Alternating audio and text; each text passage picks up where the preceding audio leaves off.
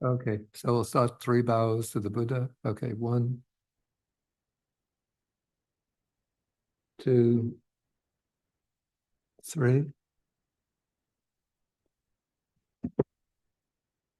And then we will do the salutation.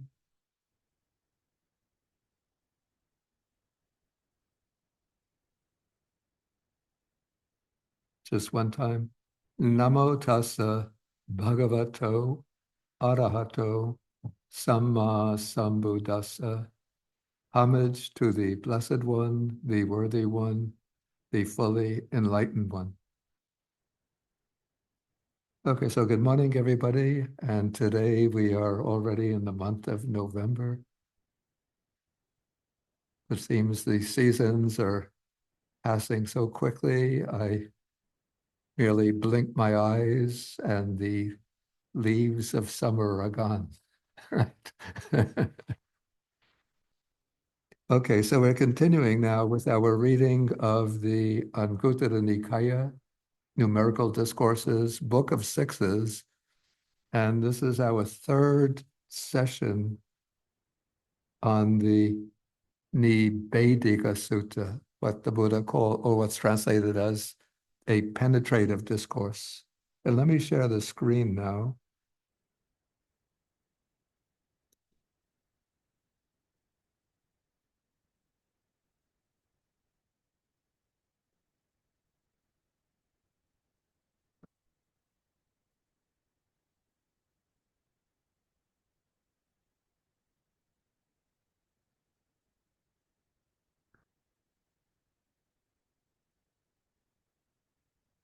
Okay, so do you see the text now?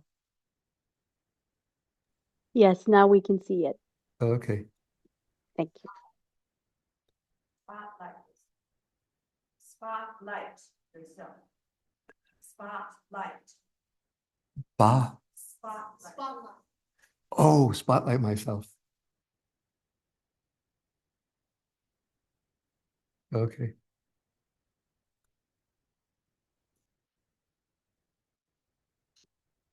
Okay. Yeah, and so I'm going to be, this will be a little bit scholarly. We'll also be looking at some of the differences. There's a version of the sutta, interesting, with some interesting variations preserved in the, what's called the Madhyama Agama. That's the counterpart of the Majjhima Nikaya that is included in the Chinese Tripitaka. So in the Chinese transmission, the Nibbedika Sutta, or the counterpart, came down in the equivalent of the Pali Majjhima Nikaya, rather than the Anguttara Nikaya. Okay, so as we saw, the sutta treats 6 main topics, each one from 6 points of view. And so we have altogether, we could say 36 subtopics that are explored in this sutta. So we have sensual desires, feelings, perceptions, which we've already covered. Then the taints or asavas.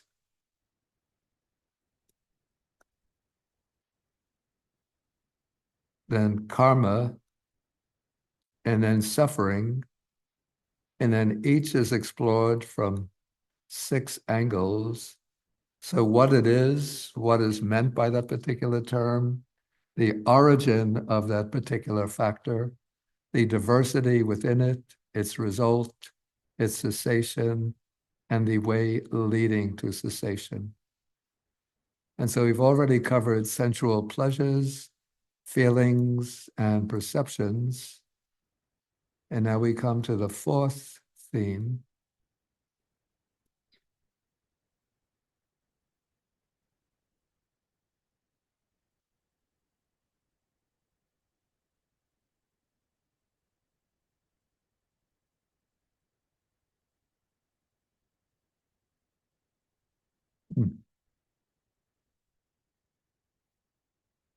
Okay, so here we have the word in Pali is asava.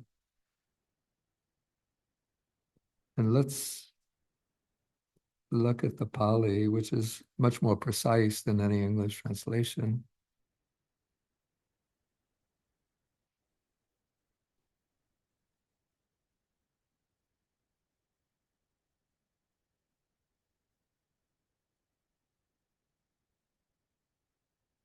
Okay, do you see the Pali that I have here? The word asava?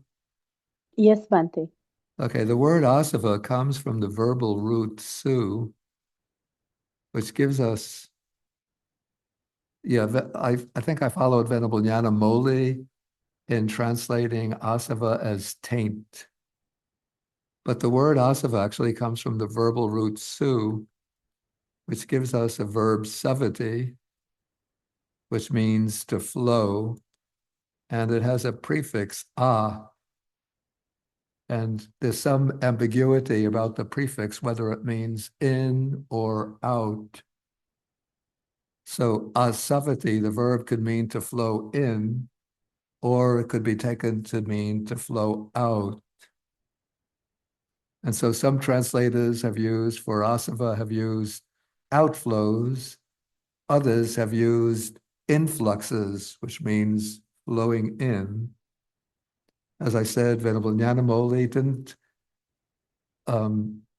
try to derive his rendering from the verb to flow, but just use taint. And interesting, let's look at the Chinese character. And let me expand it. No. Because this gives us some idea maybe of the way the Indian scholars who went to China explained it to the Chinese translators. And they used this character to capture the meaning. First, we have what's called the radical, which is a particular form that often suggests the kind of class in which to which a word belongs. In this case, the radical is the radical for water. Then we have this part. We have this rectangle with a line sloping down, which represents a house. And then underneath the rectangle of the house, there's the character for rain. So this is like rain seeping through the roof of a house.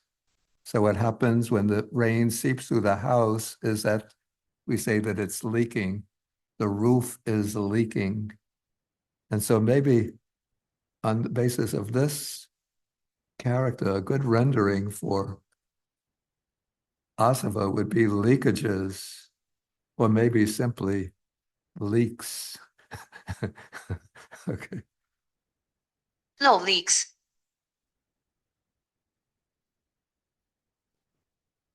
Okay, so let's go now back to the English. And so first we have the question, what are these asavas, the taints? The sutta, in fact, nowhere in the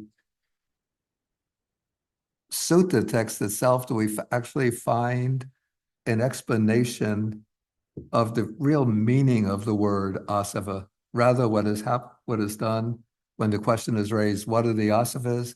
Simply, the three asavas are enumerated. So to find an explanation of what is meant, we have to look at the commentaries. And so the commentaries explain that asava has the sense of flowing in that there are things, this is the way I interpret the commentary, things that flow into the mind and thereby sustain the continuity of samsara, the round of birth and death. And also the commentary gives another explanation based on the idea of flowing out. So the commentary takes asava as both things that flow in and things that flow out. So things that flow out through the six senses towards their corresponding objects, towards forms, sounds, odors, tastes, and so on. And so the basic idea here is the way I would understand asava, things sort of that flow up from the deep buried layers of the mind and flow into active consciousness and generate certain activities that create karma, and that thereby sustain the continuity of the cycle of repeated birth and death.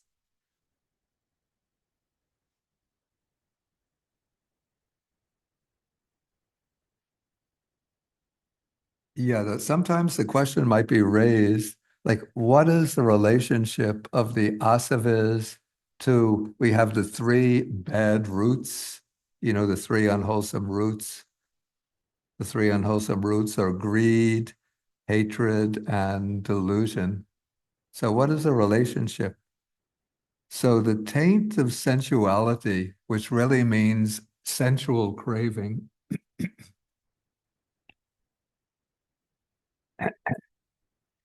the craving for sensual pleasures, this is one sort of manifestation or expression of the root of greed, lobha, or lust, raga.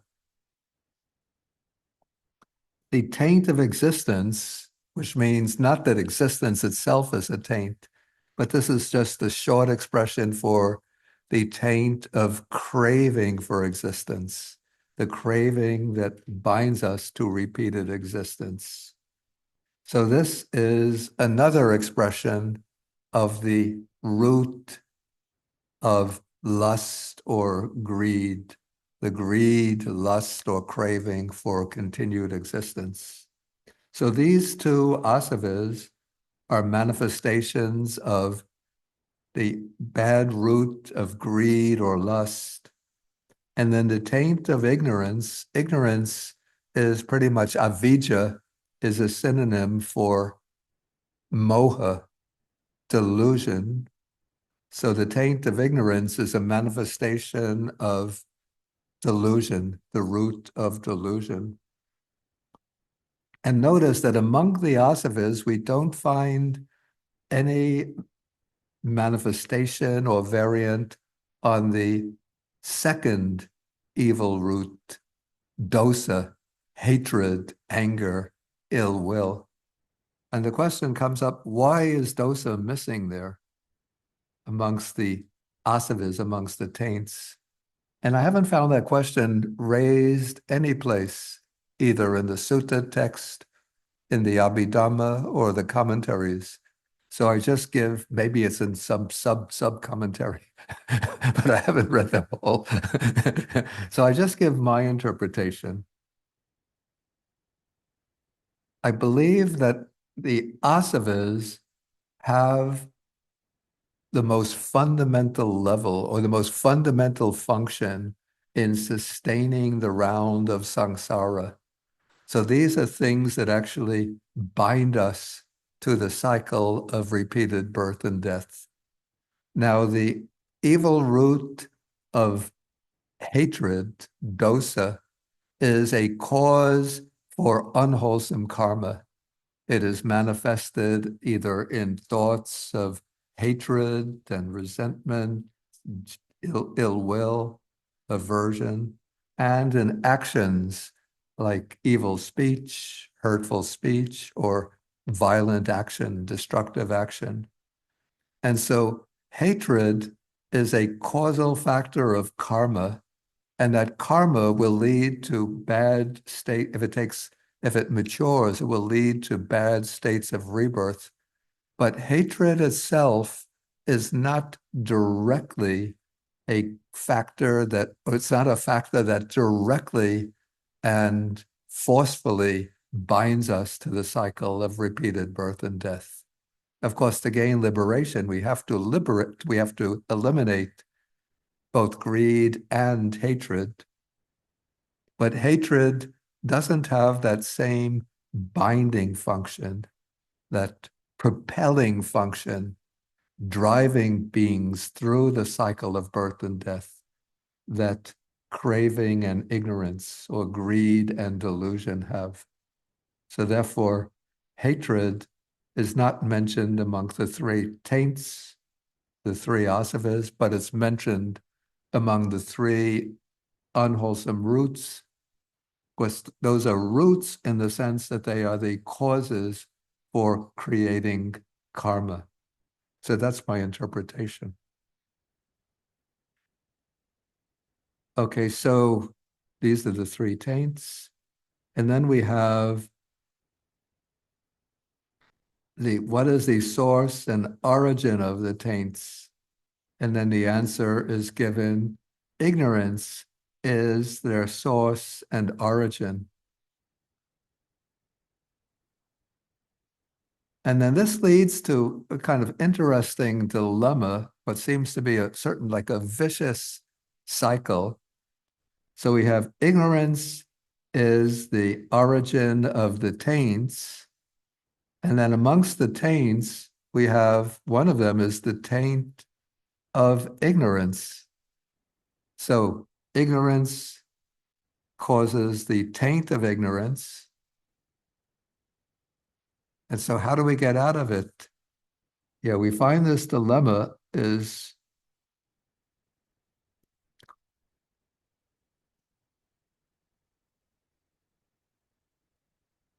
addressed in the Majjhima Nikaya. This is in the Sammaditthi Sutta, which is Sutta number 9 in the Majjhima Nikaya, in passages is section number 70 and 66.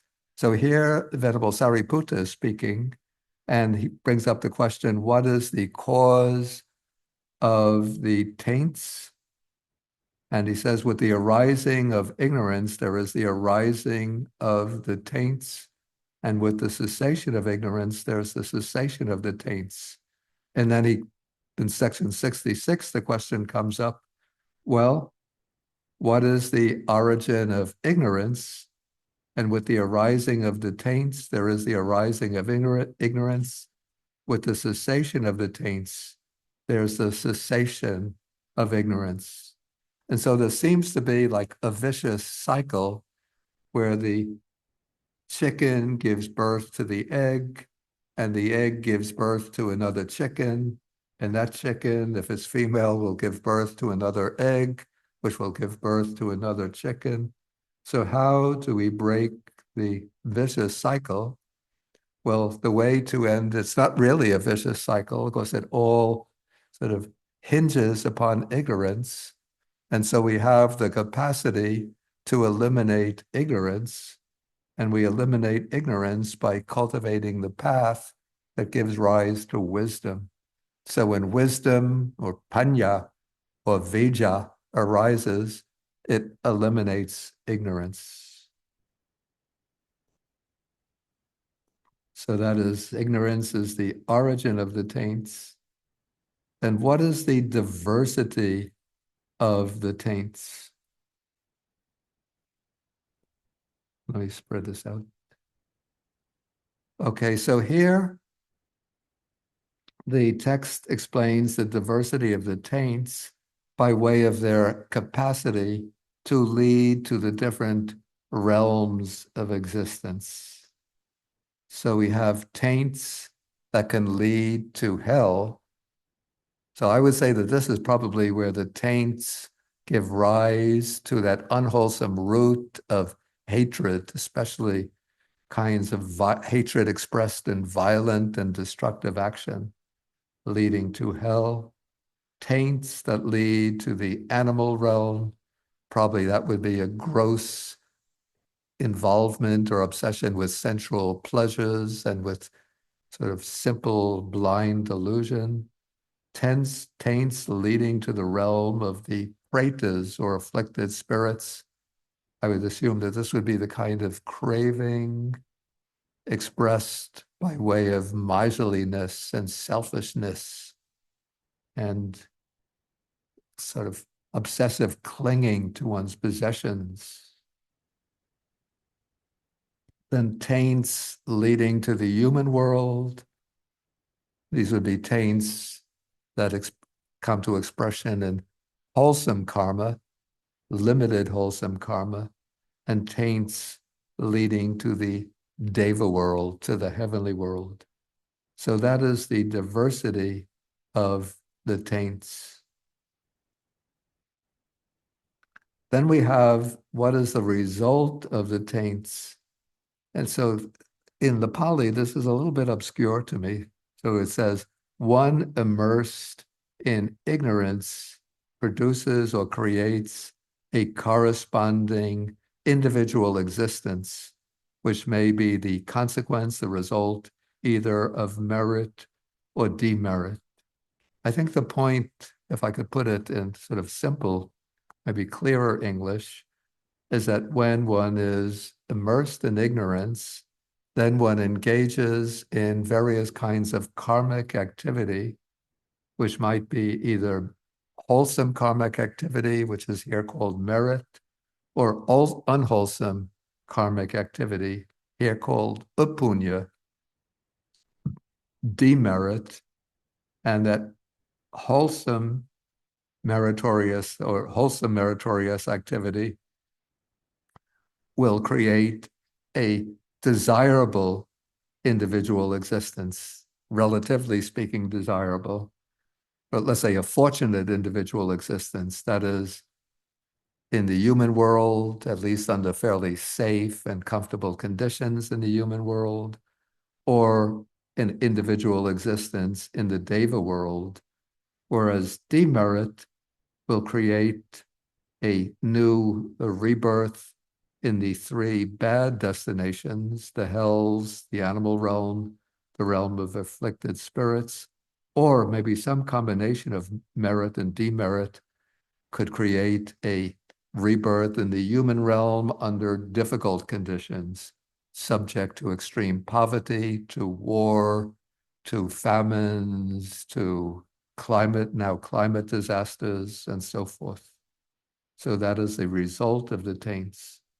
Let's see if the Chinese counterpart has anything interesting variant.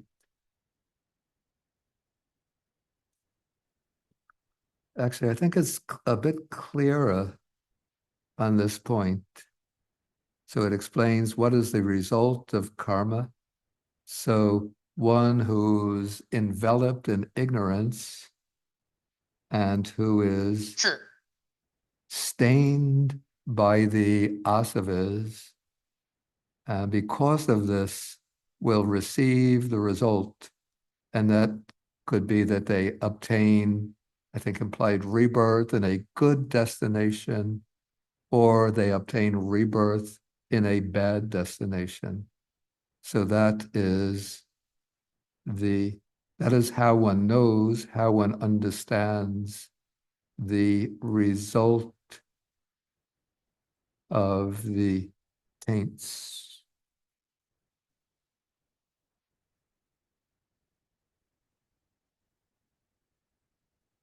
Yeah, the Pali has, well, I think I translated the Pali, so we could just move on. So we have the result of the taints. Then what is the cessation of the taints? So with the cessation of ignorance, there is the cessation of the taints. And so, as I said earlier, we have the taint of sensual craving for existence.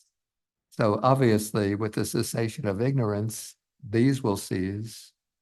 And then the third taint is the taint of ignorance. And so that is ignorance itself. And so one puts an end to ignorance, then naturally, logically, the taint of ignorance will cease. And the Noble Eightfold Path is the way leading to the cessation of the taints. And so in the first discourse, actually, the Buddha describes the Noble Eightfold Path. He says it's jnana karani, chakku karani, jnana karani. Oh. Okay, it's the Noble Eightfold Path that gives rise to vision, gives rise to knowledge, gives rise to the abhinyaya, to higher knowledge, and so forth. It leads to, it leads to wisdom. Yeah, chakku karani, jnana karani. It creates vision, creates wisdom. And so the Noble Eightfold Path leads to, culminates in that knowledge, that vision, that wisdom that puts an end to ignorance. And so when ignorance is eliminated, then the taints are eliminated.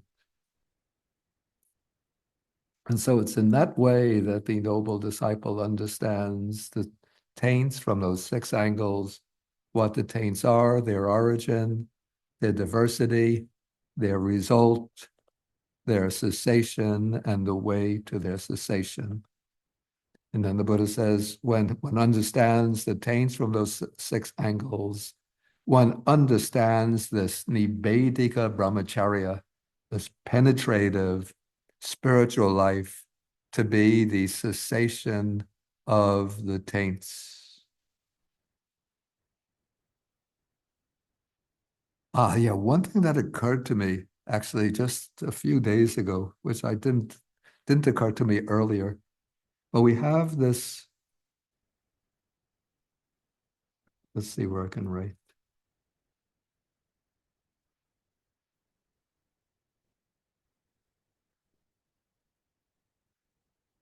Yeah, we have 2 words that are very close together.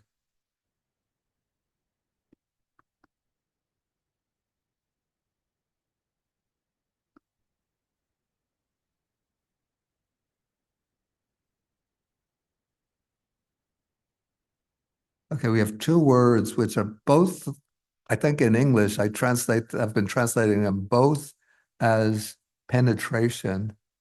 The words are pativeda, and the other is nibbeda. Nibbedika is the adjective form. So we have nibbeda, which is derived from the prefix near plus veda. So both words are based on veda, which means it's the basic sense is of an arrow going through a target. And so pativeda, penetration, and nibbeda or nirveda, which I've been translating as penetration, it occurred to me that there seems to be a distinction in the way the 2 words are used. In the implication, it seems that pativeda is usually used in relation to the truths, that is, the 4 noble truths. And so we have Satya Pativeda, the penetration of the truth, that is, the penetration of the 4 noble truths in the sense of deep realization or understanding. But I've seen that nibbeda is used in connection with greed, hatred, and delusion. And there it seems to have the sense of splitting apart. So when the arrow penetrates the target, when it shoots through the bull's eye, not only does it go into the target, into the bull's eye, but it splits the target. Or if you have maybe a block of wood up on a post and you shoot the arrow and you hit that block of wood, it splits the block of wood.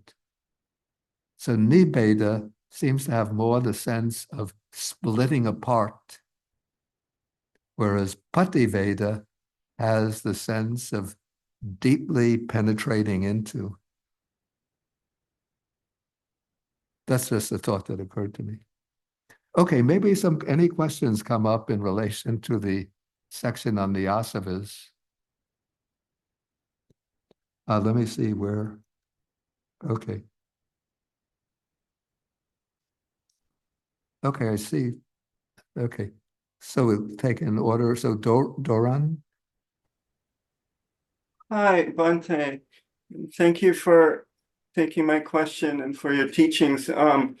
Just an interpretation on why hatred is missing from the asavas that I would like to ask about, which is simply that of redundancy. That if greed is already in the first 2 asavas described by them, then hatred can be thought of as generally wanting something not to be there. So it could be thought of as another form of greed. It's already covered.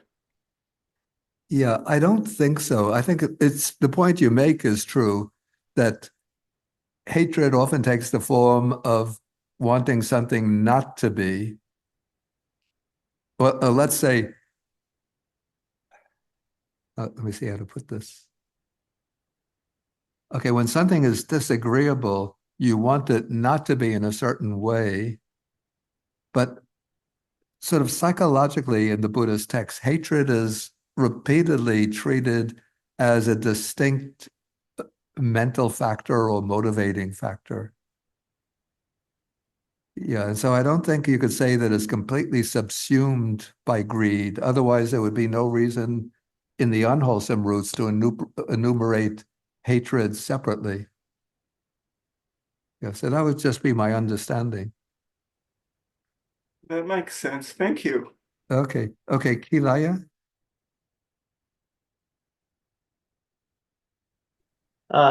I was thinking of another sutta in the earlier, this same section of sixes, Sutta 58, for another way to describe the results of the taints. In this sutta, we see results of the taints being rebirth in different realms. And then in the other sutta, it mentions that taints are either distressful or feverish. So it seems like we could describe one result of the taints being these defiled states of either distress or overexcitement, which have their own negative consequences. So I think some people describe the taints as defilements themselves, and there may be a way of understanding that using the suttas. Yeah, let me just see if I could find quickly 58.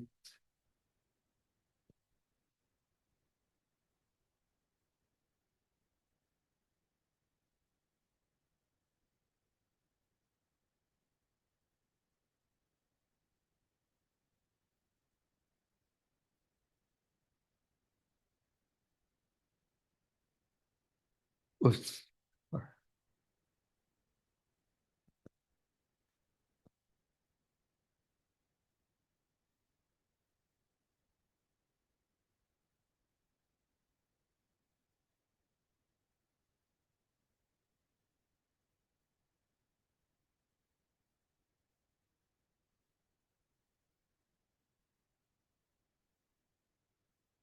Ah,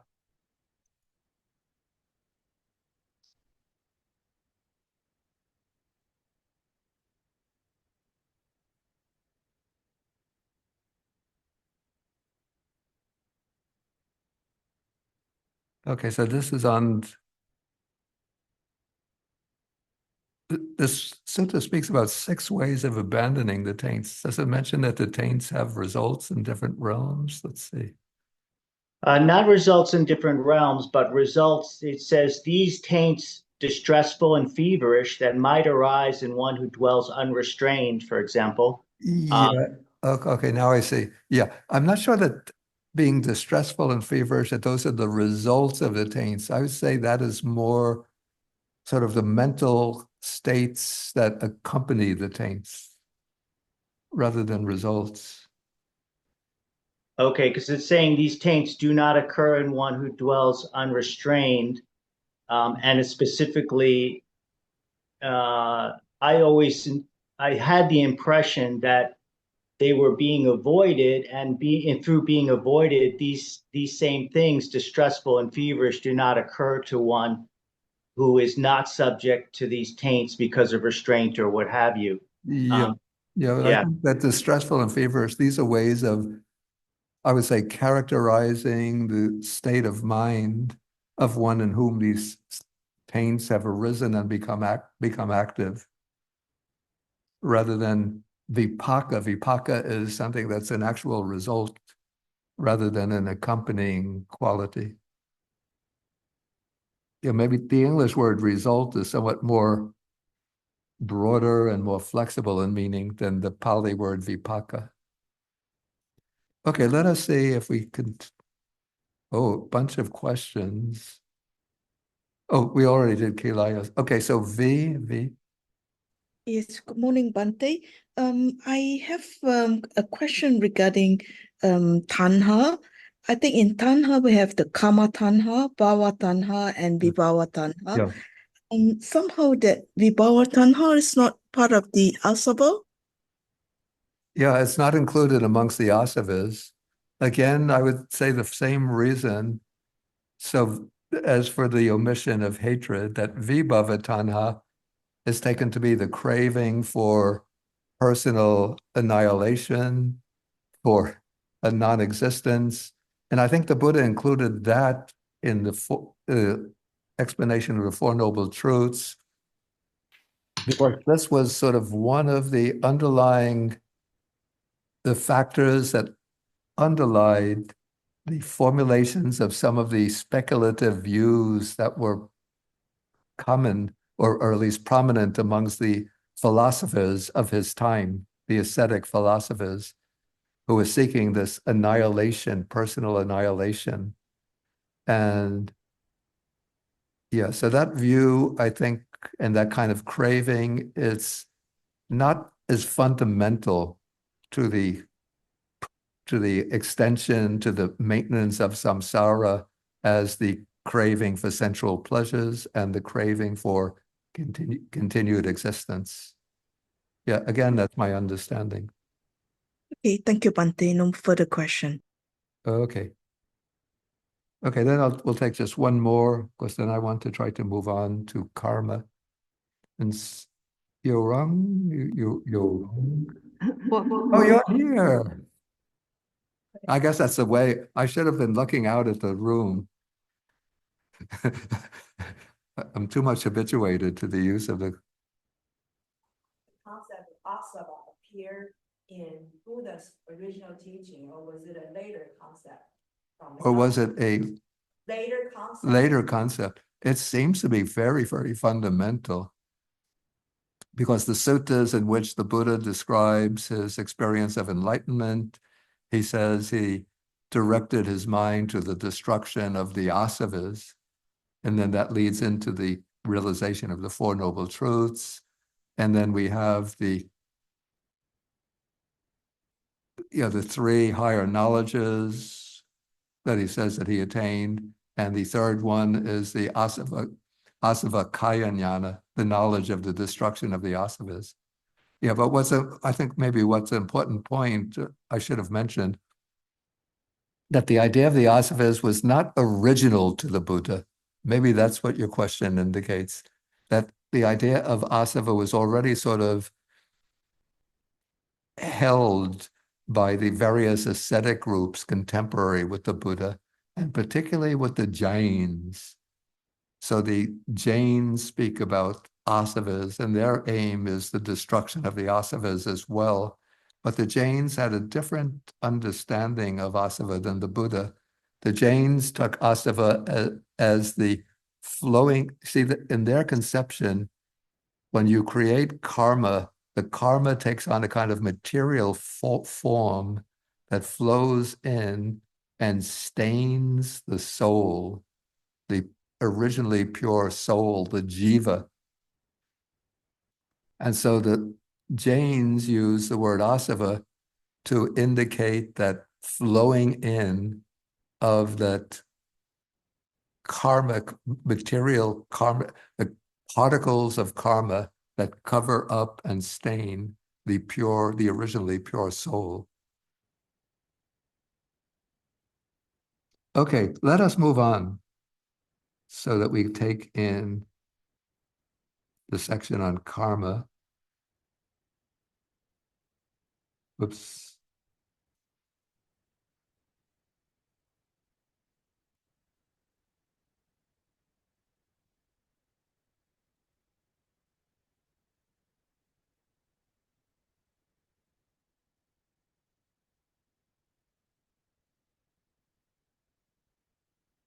Okay. Okay, then the same 6 angles in regard to karma. Okay, so this is this passage is the source of that very famous quote that everybody quotes again and again, Chaitanahang bhikkhave kammang vadami. It is Chaitana. Let's get the Pali word up here.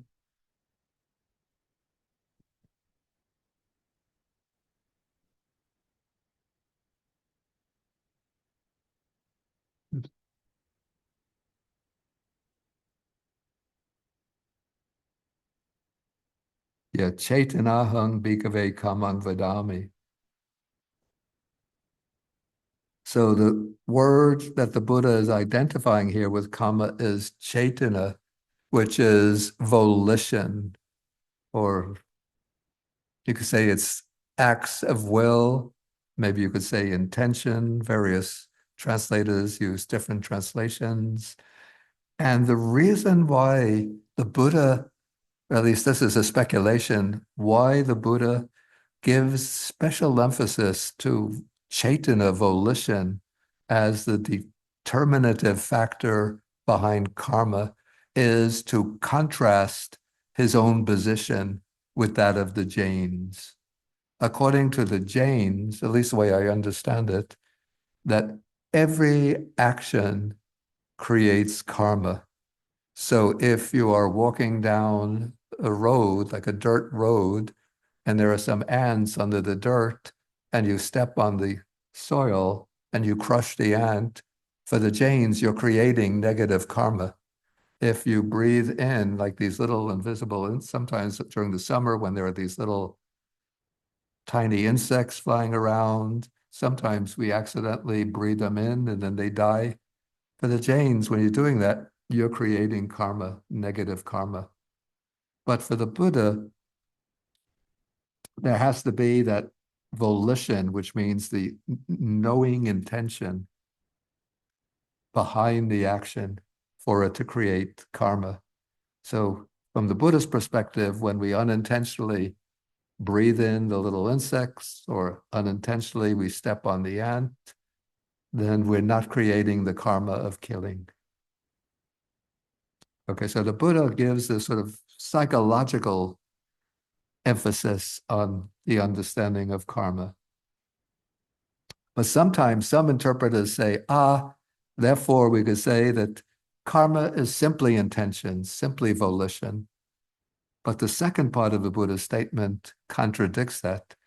Here the Buddha says, Chaitayitva kamang karoti. So having willed, having formed that volition, one does an act that is by way of body, by way of speech, or by way of mind. And so we have three channels of creating karma: through the body, that's bodily action, but bodily action motivated by volition; through speech, that is through verbal action, that is a verbal action; and through the mind, that is where you just retain the volition internally. Maybe you plan, you plot, you hope, you wish, you get angry, you resent, and so forth. All of those mental activities that don't have expressions through body or speech are creating mental karma. And so we have three types of karma: kaya karma, vachi karma, and mano karma.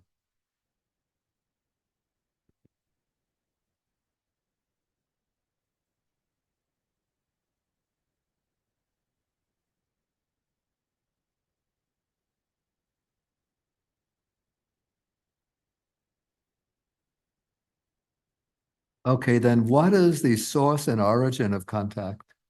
And here, this is what I find a bit strange. So the text says contact is the source and origin. And I think the Chinese is the same. Let's just check. I put in blue the passages where there's some difference. Yeah, Chinese is the same. It uses 更乐 Gangle. Would you, Chinese speakers, would you, if you saw that, would you identify that as contact? So it's a strange formation by this particular translator.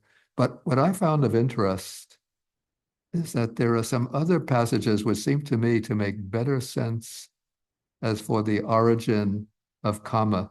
And I found this in the Anguttara Nikaya, Book of 3, Sutta number 34. So here there's three causes for the origination of karma. What are the three? So we have greed, is the cause, hatred is the cause, delusion is a cause for the origin of karma. That would be unwholesome karma, what we call bad karma. And then we have,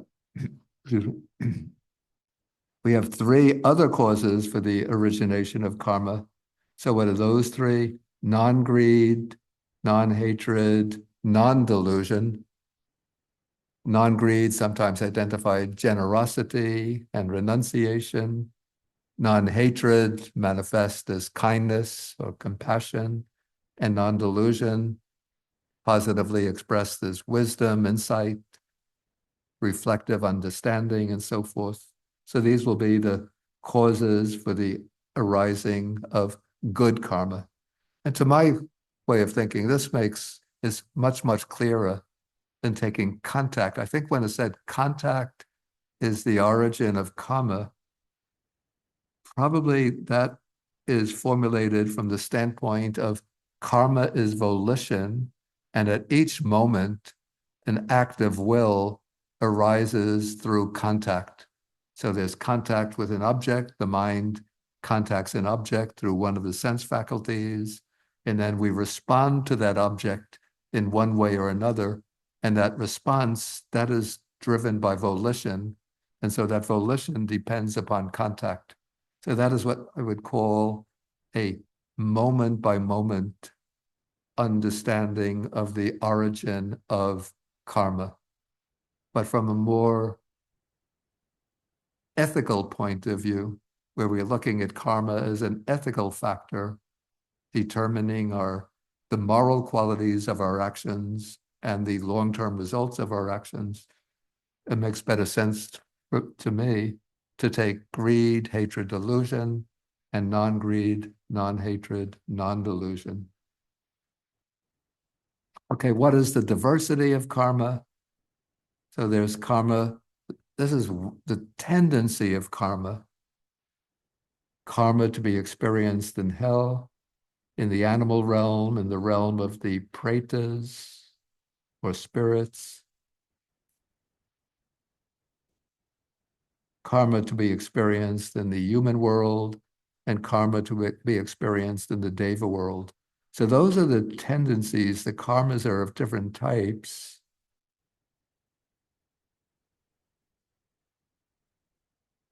But there's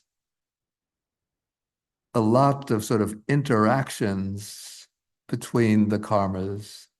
So, okay, let us suppose that I tell a vicious lie that destroys somebody's reputation and causes maybe the person's business collapses and the person is rejected. Maybe it leads to a divorce in their family. The children reject them, but it's all based on my vicious lie. So that, and it's a good person, an honest person who's been conducting his business in a righteous way. But in a court of law, I challenge that person, or I accuse that person of corruption, dishonest business practices, and his business collapses as a result of that. So that would be a karma, probably, we say that would be a karma to be experienced in hell. That's the nature of the karma. But suppose afterwards I feel remorse and I apologize to that person and I do a lot of things to try to restore that person's good reputation and heal the divisions in their family and so on. So those activities might balance that karma so that it doesn't lead to an actual rebirth in hell. It'll still, when it ripens, it will have bad results, but maybe not necessarily a rebirth in hell. So it's the nature of the karma is to lead in that direction, but the result of karma is not inevitable. There's all sorts of like karmas bouncing off each other, canceling each other, strengthening each other, reinforcing destroying some karmas, destroying other karmas, and so on. Very complicated. So that's the diversity of karma. Okay, then this sutta, the sutta says, what is the result of karma? And then this is a common formulation that we find in the suttas, or at least in several places. So here the text says, the result of karma is threefold. And we'll look at the Pali terms. Maybe some of you who have heard Dhamma discourses know these terms. So we have diteva dhamme, karma, upapajje karma, or upapajja, and apareva pariyaye, which just becomes expressed as aparapariya karma. And so in the translation, we have diteva dhamme karma. That's karma which is to be experienced in this life itself. That tendency of karma is it has to mature in this life if it finds the right opportunity. If it doesn't find the right opportunity, the karma vanishes. It goes up in smoke, gone. Okay. Okay, then there's this, and that's usually taken to be the weakest kind of karma to be experienced in this life. Then there's the karma to be experienced, upapajja vedaniya, karma to be experienced having taken rebirth in the next life. So that karma, if it finds the suitable conditions in the next life, it'll bring forth its result. If it doesn't find that opportunity, again, it goes up in smoke. It's gone. The third type is the strongest type of karma, and this is the karma that can be experienced on some subsequent occasion that is after the next rebirth.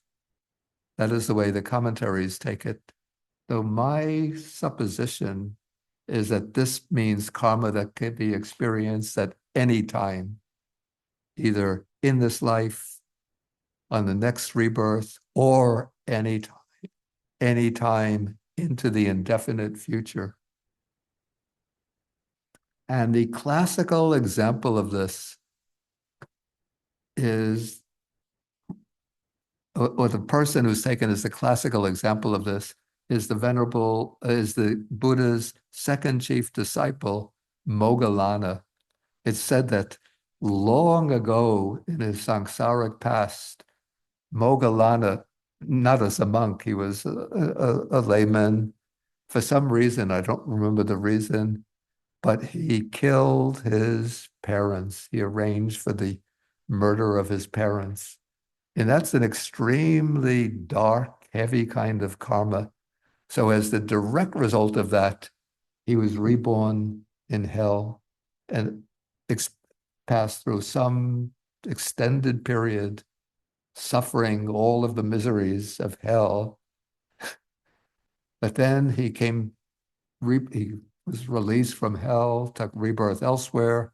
Then as a human being, he must have done extremely powerful meritorious deeds, accumulated very powerful paramis, until he was reborn in the time of our Buddha, Gautama Buddha, as a young Brahmin, and then became an Arahat and was appointed the second chief disciple of the Buddha, right along with Sariputta.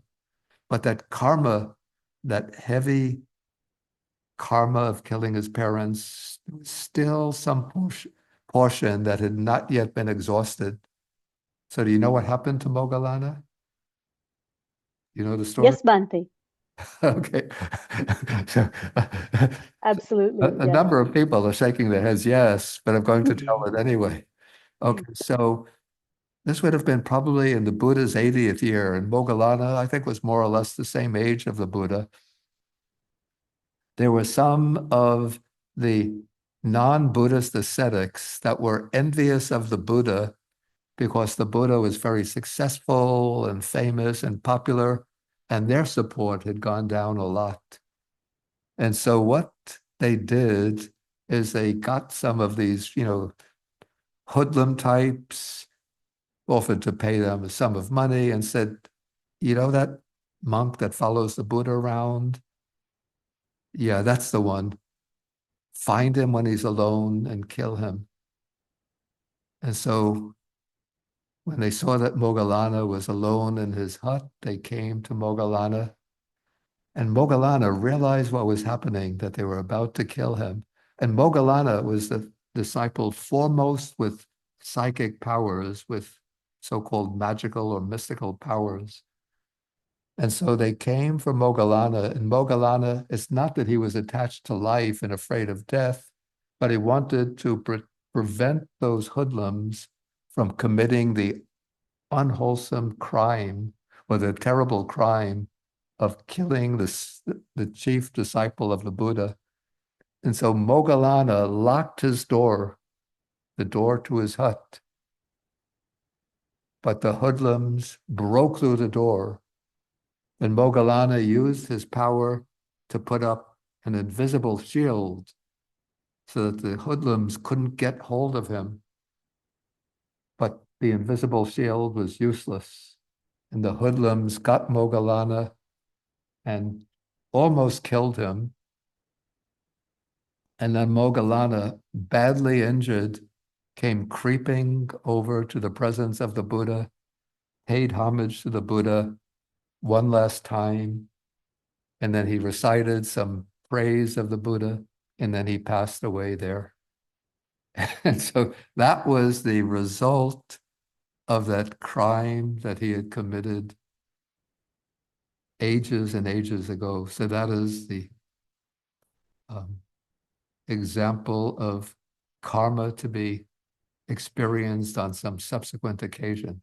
So therefore, we always have to be very careful what kind of action we engage in. And we think we can escape from the results of that action just by doing good deeds in this life, but that karma can still be there. Okay, the cessation of karma. Again, we have the cessation of contact as the cessation of karma. Oh, didn't I put it? Oh yeah, I think I put it into the other file. Okay, here. Yeah, this is again from Anguttara Nikaya 3, Sutta number 34. So any karma that's created through greed or non-greed, hatred or non-hatred, delusion or non-hatred, is abandoned when greed, hatred, and delusion have vanished, cut off at the root. That karma is cut off at the root, no more subject to future arising. So from this perspective, the way to the cessation of karma is the eradication of greed, hatred, and delusion.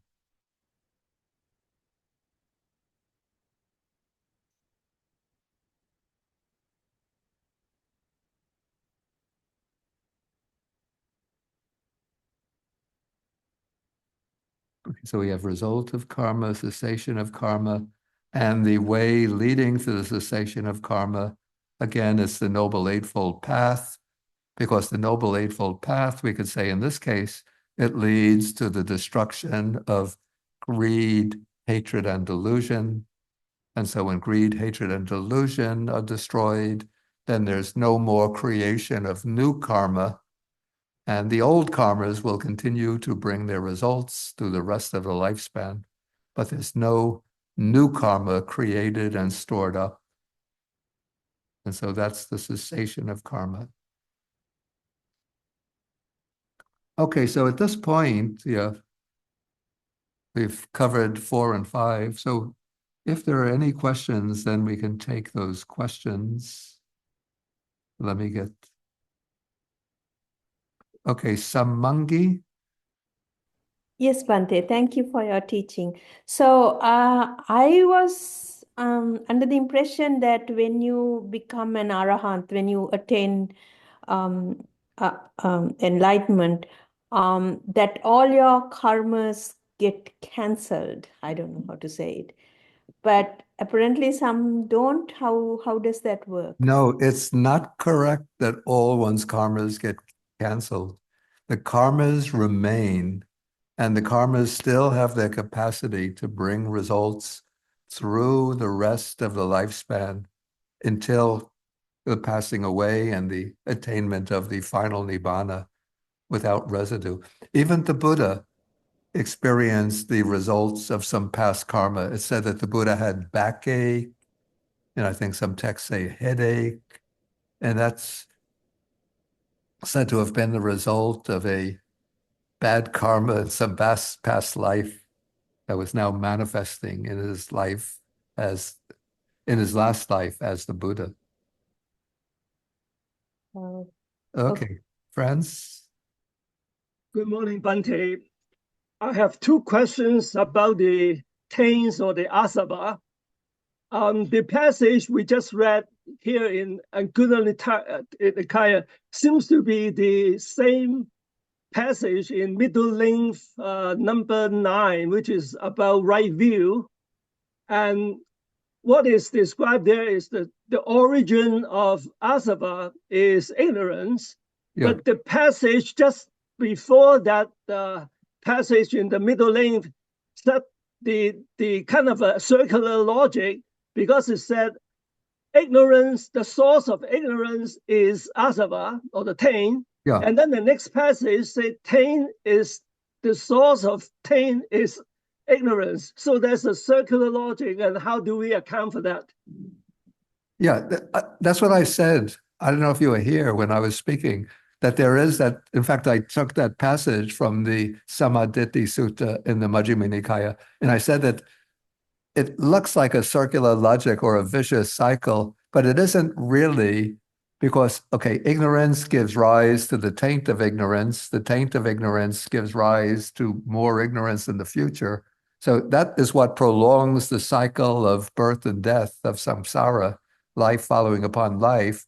But there is that way to eliminate ignorance, which is the Noble Eightfold Path that gives rise to Chakku Karani, Jnana Karani. It gives rise to insight and to knowledge, and that insight knowledge is what destroys ignorance and puts an end to the taints, to the asavas. I have a second part question, and that is, sometimes we discuss asava in terms of the outflow or the inflow of the consciousness, and the outflow is when there's craving for the consciousness to go out to seek some gratification, but the result is an inflow of some messages, and so that is one discussion about asava, and the way to stop that asava is through maybe meditation in jhana, is stop all of this exchange of inflow and outflow, and out of that one can get some insight to break ignorance. And then when you break the ignorance, then there's no more asava. It seems to me that kind of wrap the whole thing into the eightfold path of the practice. Okay, I don't know whether you were here. I was speaking about the two sort of directions in which asava can be understood as flowing out from the mind to the sense objects, or flowing in from the deep, what I call the deep strata of the mind into active consciousness. Yeah, I already dealt with that. Yeah. Okay, fine. Thank you. Okay. So I think, okay, I'll take one more. Okay, let's see how long it, okay, Zhenghua. Morning, Bhante. Thank you for the teaching. When you mention the word Pativeda, that reminds me another word, Abhisamaya. Are these two words have similar meaning? Yeah, they're used almost interchangeably. Yeah. Are they only referred to when for the stream entry, or can be applied to different stage of the No, they apply to all four levels. How about the before the stream entry? Excuse me? It's like when we are practicing, can we use this word? Like, or it is only for the stream entry and all four levels? No, it only refers to reaching the world transcending paths from stream entry up to arahatship. Okay, thank you, Bhante. Not even to the insight knowledges. Not okay. Thank you. Thank you for the clarification. Okay. Okay, so that was a short question, so we could take Beth Jacobs. Good morning, Bhante. Thank you. I have a question just about the terms of this sutta where they say the origin, excuse me, of karma is contact. And then if you think of contact as the meeting of the sense object and the sense space in the field of consciousness, how would a human work to avoid contact? No, one doesn't avoid contact. Yeah. That's not possible. What has to be done is, especially in the training that's laid down for the monastic, is what's called indriya samvara. That means restraint of the senses.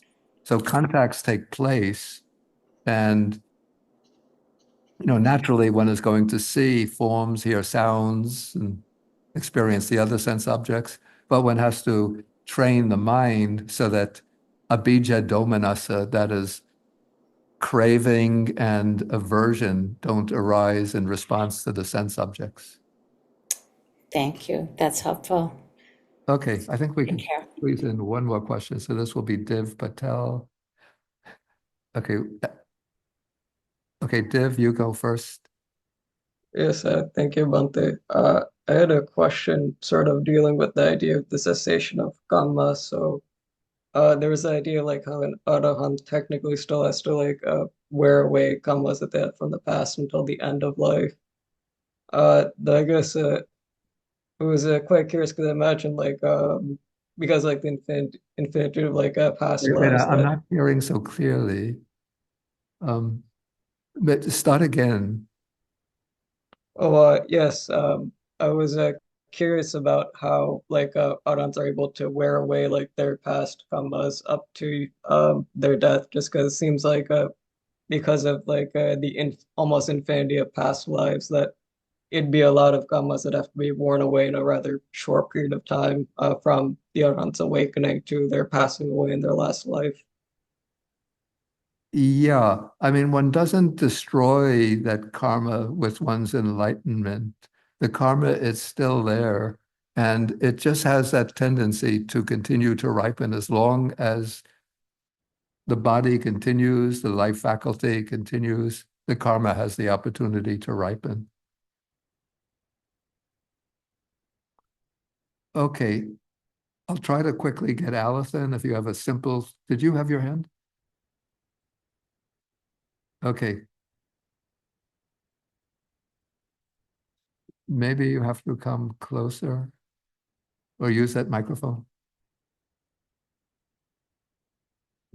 I have a quick question regarding to today's situation.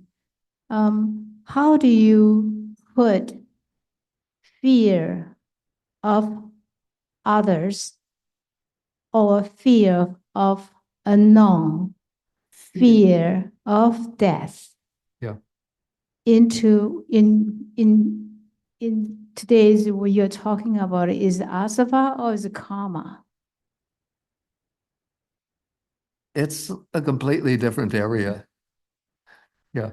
There are discussions of fear of death in the suttas, but it doesn't come under asavas. Or maybe you could say that the craving for existence is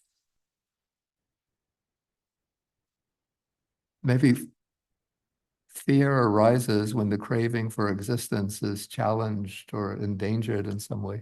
That's just my guess. And, But and the other yeah, the other one is the fear of others. fear of others. Yeah, I mean, there are discussions of fears in the Buddha's text, but it's a different area from the asavas. Okay, we're going to have to end for the day now. So we're going to end with the sharing of the merits. Okay, so we share the merits with the devas, the bhutas, or the fair spirits, and with all beings. I'm sorry, not with the bhutas, with the devas, the nagas, the dragon spirits, the protective dragon spirits. Akasa ta chabuma ta deva naga mahidika punyanta manomoditva chirangra kantu sasanam. Akasa ta chabuma ta Deva Nagam Hidika Punyantam Anumoditva Chirangra Kantu Desanam Akasa Tajabumata Deva Nagam Hidika Punyantam Anumoditva Chirangra Kantu Mangparang Dukkha Pata Chani Dukkha Baya Pata Chani Baya Soka Pata Chani Soka Antu Sabe Panino. May those in suffering be free from suffering. May those in fear be free from fear. May those in sorrow be free from sorrow. May all living beings also be thus. You know, we go sadhu, sadhu, sadhu, and we'll do 3 bows. Okay. Sadhu, We can stand up. sadhu, sadhu. Yeah, wait, we're going to do the bows. Yeah.